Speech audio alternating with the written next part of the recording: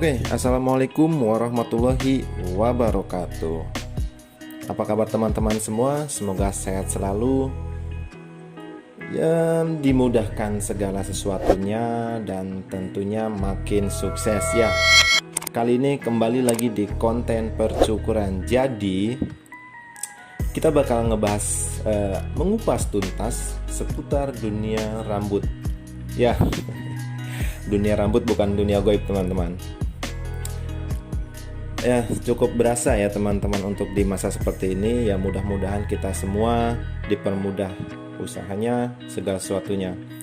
Oke, jadi di video kali ini gue mau membuat fade nih teman-teman. Ya, gue mau membuat middle fade. Langkah pertamanya yaitu gue parting bagian atas, rambut bagian atas dan bagian samping gue pisahkan atau parting ya teman-teman. Kemudian langkah selanjutnya yaitu gue menggunakan guard nomor 2 untuk pola dasarnya. Kenapa gue menggunakan guard nomor 2? Sebenarnya bisa juga menggunakan guard nomor 3, tapi gue mau membuat bagian si fade-nya ini nggak terlalu tebal untuk bagian atasnya. Karena apa? Karena karena untuk si rambut model kali ini cukup tebal. Jadi menggunakan guard nomor 2 itu udah cukup banget teman-teman. Itu udah cukup kelihatan tebelnya. Tapi kalau rambutnya tipis, bisa gue gunakan guard nomor 3. Setelah gue gunakan guard nomor 2 untuk pola dasarnya, langkah selanjutnya yaitu gue membuat guard line atau garis pandu teman-teman. Garis pandunya ini mengeliling ya, jadi bagian kanan, kiri, belakang. Fungsi dari garis pandu tersendiri yaitu, ini dari sudut pandang gue sendiri teman-teman. Jadi fungsinya itu menurut gue supaya si gradasinya ini antara kanan dan kirinya itu sama tingginya teman-teman. Jadi nggak ada yang semisal bagian sebelah kanannya terlalu tinggi, sebelah kirinya terlalu pendek gitu teman-teman. Oke, langkah-langkahnya sebenarnya sama seperti biasanya, seperti fade system pada umumnya,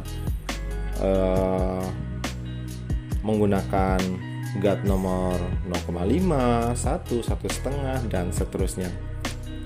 Oke, langkah yang tadi gue lakukan setelah membuat guard line yaitu gue buat pola lagi menggunakan teknik no guard atau nggak pakai sepatu teman-teman. Setelah itu gue gunakan guard nomor 1 dengan levering turun mentok. Jadi langkah-langkah yang biasa gue lakukan itu, jadi langkah pertama yaitu biasanya gue menggunakan levering dengan tuas turun. Ya, levering itu tuas teman-teman. Jadi mungkin bagi yang belum paham, levering itu tuas atau lever ya, tuas di bagian samping yang untuk memainkan si blade-nya ya teman-teman. Oke, jadi gue pertegas lagi di sini. Gue di sini nggak bermaksud untuk menggurui. Jadi di sini gue hanya sekedar sharing. Ya, mudah-mudahan teknik-teknik yang gue sampaikan atau yang gue tunjukkan ke teman-teman ini ada manfaatnya. Oke, saat ini gue sedang menggunakan guard nomor 1,5. Langkahnya tadi gue gunakan guard nomor 1, kemudian gue gunakan nomor 0,5 untuk menyambungkan antara tadi yang no guard ke nomor 1. Kemudian gua gunakan guard nomor 0,5. Dan setelah gua gunakan guard nomor 0,5, gua sambung lagi menggunakan guard 1,5 untuk menyambungkan dari nomor 1 ke nomor 2 karena tadi pola dasarnya gua gunakan nomor 2. Ya. Jadi teman-teman, bagian bawahnya ini mau gua razor. Nah, kenapa teknik yang gua pakai seperti di video sekarang? Karena itu fungsinya untuk menyambungkan antara si razor dengan trimmer. Menurut gue sih agak susah ya teman-teman kalau dari razor langsung ke trimmer. Dari razor langsung ke clipper gitu teman-teman.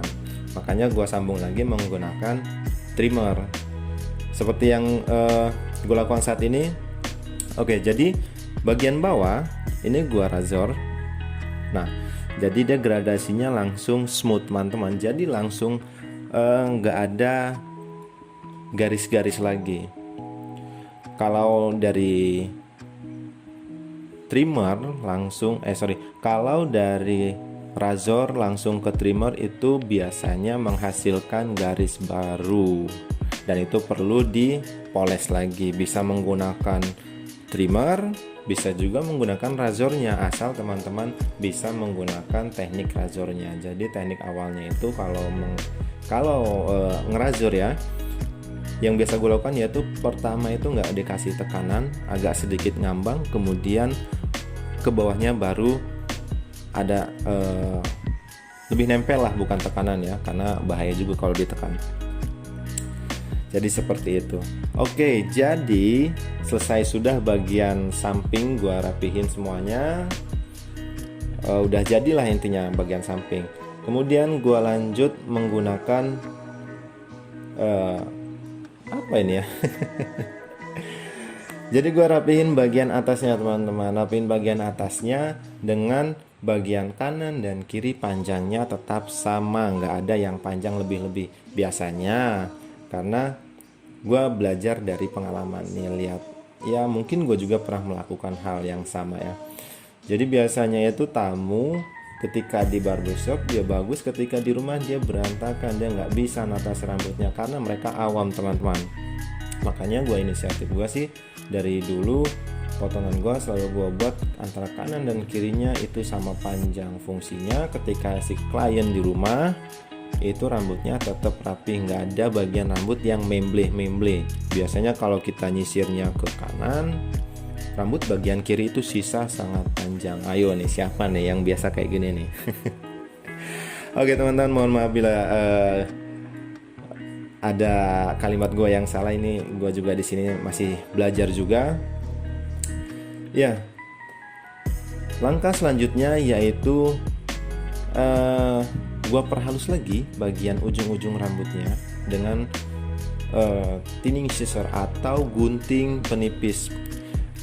Jadi langkah-langkahnya itu biasanya gue potong dulu bagian atas, gue rapihin. Sekiranya sudah rapi, udah panjangnya sama rata, semuanya udah oke lah. Lalu gua gunakan gunting penipis atau thinning scissor. Nah, bagian yang gua ambil juga itu cuman bagian ujung-ujungnya. Jadi nggak dari pangkal ya, nggak dari dalam. Karena menurut gua kalau dari pangkal, si rambut teksturnya ketika dia nggak pakai apa-apa, rambut itu hasilnya kelihatan kering atau banyak yang jabrik-jabrik. Memang gunting penipis itu tergantung kegunaannya. Kalau rambut keriting biasanya ya gua babat dari bawah juga, dari pangkal. Jadi fungsinya untuk mengurangi si volume rambut keriting itu teman-teman. Tapi kalau rambut lurus gua rasa itu nggak perlu sih ya. Perlu mungkin kayak yang gue lakukan tadi, mungkin di ujung-ujungnya aja. Jadi biar si rambut itu nggak jigrak pas keringnya. Tapi kalau rambut keriting, ya menurut gue sih sah-sah aja sih, karena gue juga sering ngelakuin hal yang sama gitu. Kalau rambut keriting pasti gue babat dari pangkal, karena kalau nggak digituin rambutnya tetap terlalu tebal, terus kemudian ya nggak bisa ditata. Tapi kalau udah ditipisin, ya insya Allah lah rambutnya bisa ditata. Oke teman-teman, jadi selesai sudah gua motong bagian atas, bagian samping, dan di sini gua mulai styling. Tadi setelah gua hair dryer, kemudian kita tata sesuai kemauan yang kita mau, kita arahkan kemana rambutnya. Kemudian gua gunakan hair product. Oke, jadi guntingan kali ini gua menggunakan hair product atau pomade. Jadi produk yang gue pakai ini clay teman-teman. Jadi si rambut sebenarnya nggak terlalu kelihatan klimis banget gitu. Oke, mungkin cukup sampai di sini. Mohon maaf bila ada salah-salah dalam penyampaian gue. Terima kasih untuk teman-teman yang sudah mensupport channel gue. Terima kasih juga untuk teman-teman yang sudah menyaksikan video ini dari awal sampai akhir. Support terus channel gue dengan cara ya tentunya teman-teman tahu lah caranya gimana. Tanpa gue harus jelaskan juga, pasti teman-teman tahu. Oke teman-teman, mohon maaf bila ada kekurangan. Dan assalamualaikum warahmatullahi wabarakatuh.